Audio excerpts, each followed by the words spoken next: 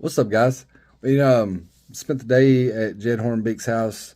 I've got three knives, not exactly under my belt yet, but I've got two that are pretty much under my belt. Got the first knife. That's what this video is going to be about. Is the first knife, and I will compare it to the second knife that I made. Um, Much more happier with how the bevels come out on this one. So we'll go over that. We'll take it to the tabletop and go over a little bit of details and stuff, and I'll talk to you about the process. It's my first knife build versus my second and my third, I guess you would say. And man, I've had a lot of fun, man. It's been really fun. It's been really cold, and like last couple of days that I've been over there, it's been ridiculous, man. It's like 20s, like low 20s. But it's been an excellent experience, and I just wanted to kind of get it on video. Don't expect these to be like super performant videos, but my first knife build. So that's that. Let's take it to the tabletop. We'll take a look at these knives for what they are and what they are not. All right, so I just want to talk to you about the decisions that was made on the first knife. It's a funky looking little dude, but I kind of wish I would have did something a little different with the handles. Maybe like come up like at least halfway between the forward finger choil. I'll get into that in a minute, but look at these plunge grinds. It's ridiculous, man. If I would have paid for that knife, I'd have been sore and upset. The grinds are nowhere near even. Nowhere near even. You got a big old smile on this side because I freaked out and I pulled it, and unfortunately when you're messing with metal, you can't add metal back, and so I had to, decisions to make. I could either do the same thing with this side, which does have a smile but it's not as bad, or I could leave one side good and one side off. It's still gonna be a cutter. I burnt the tip. We could have covered a lot of this up by putting like a bead blast or something like that on there, but I wanted to leave it raw. That way we could talk about everything the way it is. So like there's no finish on it. It was we took it to the surface grinder, and then we cleaned it up, ground the blade. This is I want to say this is a Westinghouse burlap micarta. It was some pretty expensive micarta that Jed had that he hadn't made a knife. He said, see if these scales will fit your handle. If they will, we can make them work. He said, I haven't made a handle small enough. So what I did was I took a little bit off of the back end to make it work. I like the handles. It was tequila, like a tequila sunrise or something like that. I like the way it looks, but yeah, I don't know if it, probably would have been prettier on a more of a classier style of knife. But okay, let's talk about the shape. I wanted the ramp. This jimping I put in by file. So we clamped the knife in, and I ran a file that had like 4 or 5 teeth. So we put like 4 or 5 teeth in at a time till we got to the end.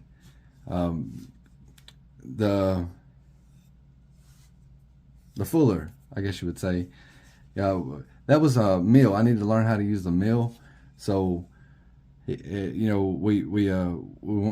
put a fuller on here on both sides. That came out pretty nicely. That was probably one of the funnest parts of the project. But however, for the knife competition, I did choose to not put a fuller on the second knife.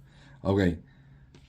What else is wrong with this knife? All right, so aesthetically speaking, I think the handle falls a little short. Like it just like goes from handle to blade.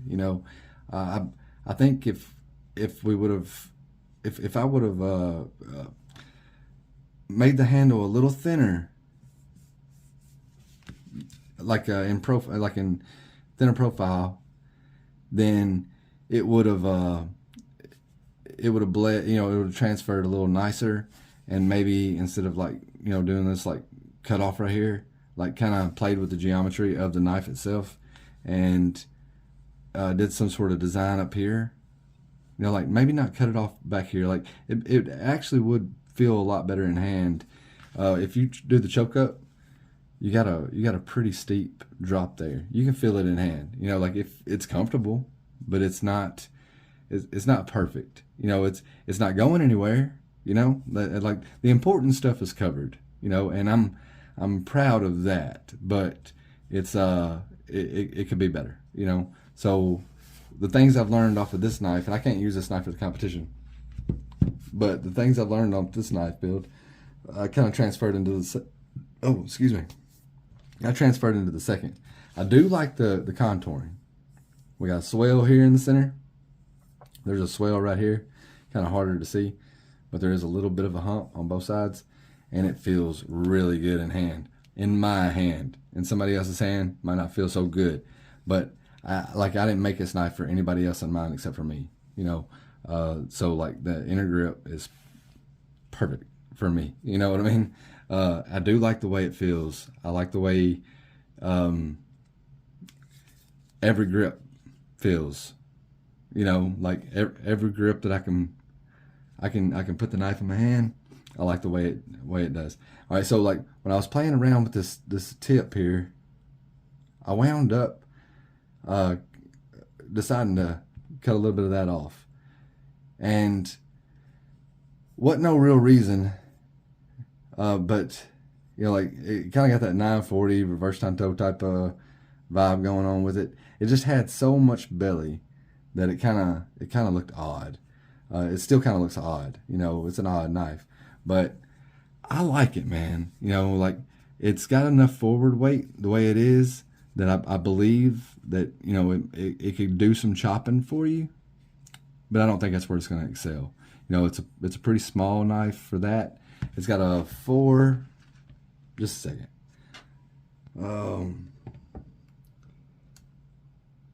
If we go to about the middle of the finger choil, it's got a 4.5-inch blade. So like from about right here to the tip, it's 4.5 inches. There's a lot of things we could have done to clean it up, like to make it look more pro.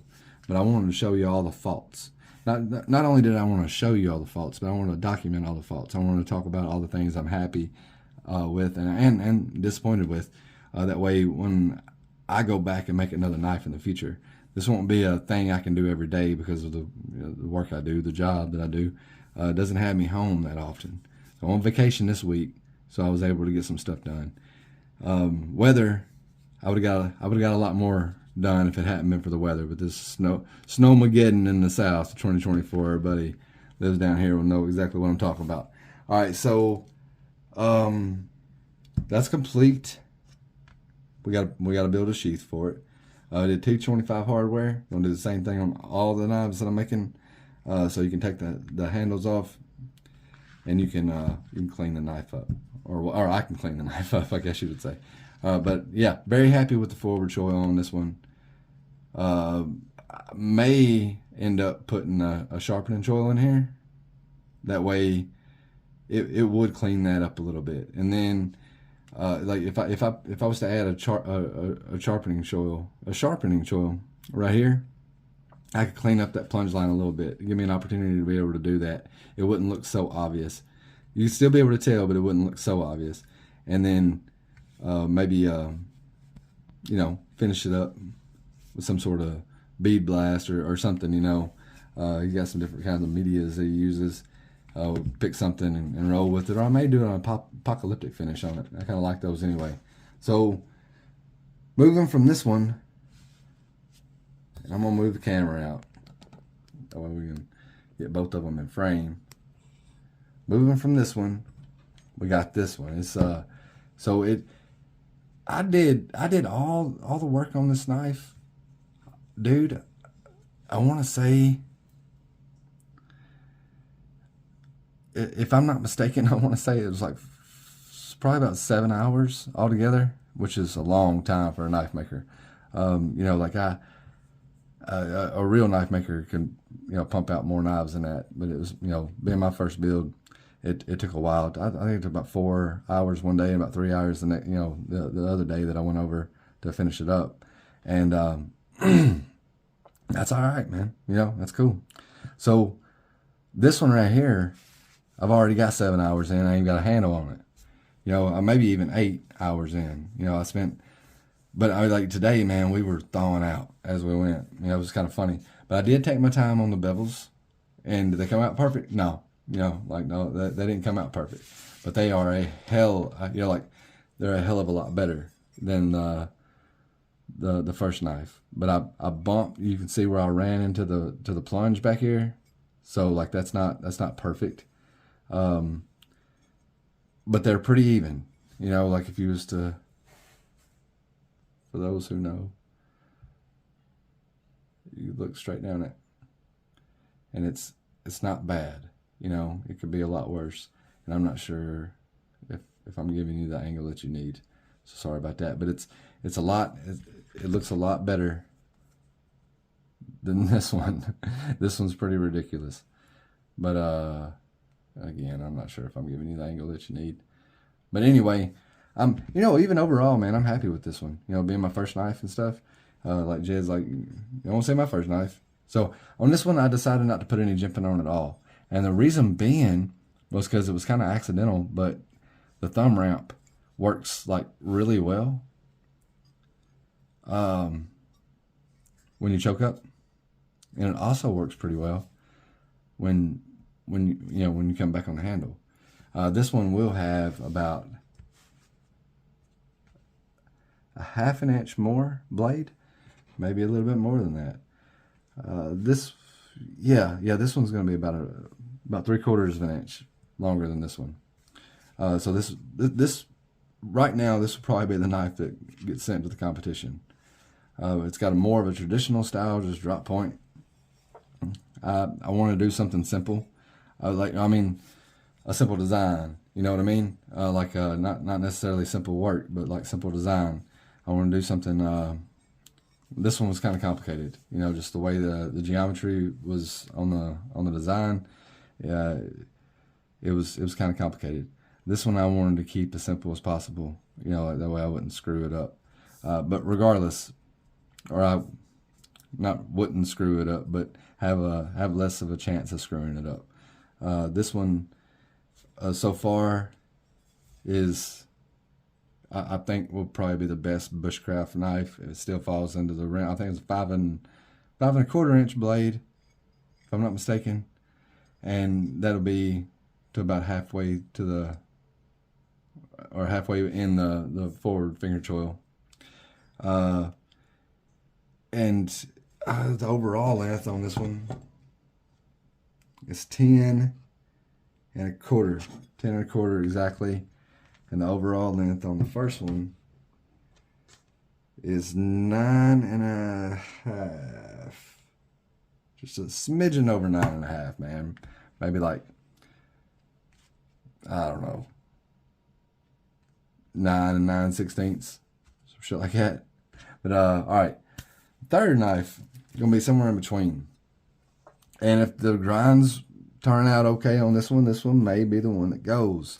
But you know, as a size comparison, you'll be able to see that this one has got a very similar handle, but it will fall closer in blade length to this one, but it's going to have a hollow grind up to here, and it's a flat cutting surface up to here, and so it's going to be like a drop tanto. So we'll have a hollow grind up to here, and then this will be a flat grind coming out for the tip. So it will be a little bit more complicated. I've already got the lines etched in there, leaving about a 20,000ths of an inch in between those two lines. Those are my grind lines. So those are like scribed in there. I'm excited to see how this one's going to turn out. I should have got both of them ground today, as far as these grinds go, but I had to go, man. It was too cold. But I'm digging the weight distribution on this one the most. I think even though, which we ain't got handles on them yet, do we? You know, like, so you never really know. But like, I'm digging the weight distribution on this one the most. And overall, the overall length on this one is 9 3/4. So we got a 9, a 9.5, 9 3/4, and a 10. Is this 10? I say it was, yeah, 10 1/4. So about a 1/2 inch difference between each one, like stair stepping up. And so I'll have videos on these two to come, but like I just kind of want to talk about the process on this one, like mainly. And I do believe that I'll probably just go with some G10. I may go with some micarta. It depends on what he's got. He's got some stuff around the house that like he's kind of selling me at cost or whatever, because like it's stuff that he ain't using or whatever, But like I do believe I'm gonna play with the shape of the handle up here just to make it look a little different, I guess you would say, and fill in the hand whenever you're choking up. Like I said, if you happen to grip it like this, and you can, and it don't feel bad, but there's like your finger falls off the ramp, so it's like it doesn't have you don't have as much stability there. Now if you hold it at an angle like I would hold it, then your finger's going to rest on that ramp. You're going to have a problem at all, but there's so many different grips, and with these being removable, I can just make a new set of scales for it. I still have these scales for this knife or something else in the future, but I can still make a new set of scales for this one. And not to mention, it kind of looks like it's got a long neck, don't it? You got like the distance between the handle and the plunge. You got like an inch, maybe an inch and a half. Yeah, about an inch. Got about an inch. So to me, that's a little too long. But y'all, I ain't got names for these things yet. Got any ideas for names? Let me know. And like assume that you will allow me to use that name. And I'm not saying they're gonna be production. Like they may be. Jed is he had mentioned something about making one of these knives like a short run, like maybe like a run of 10 or something like that around March, April, something like somewhere around there.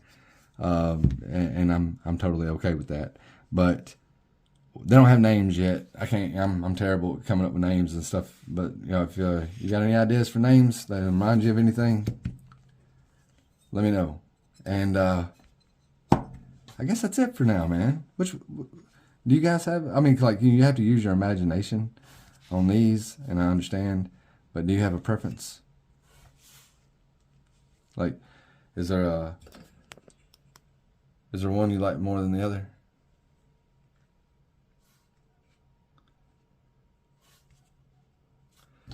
All right, man. Well, that'll be it for now. You guys have a good one. We'll catch you on the flip side.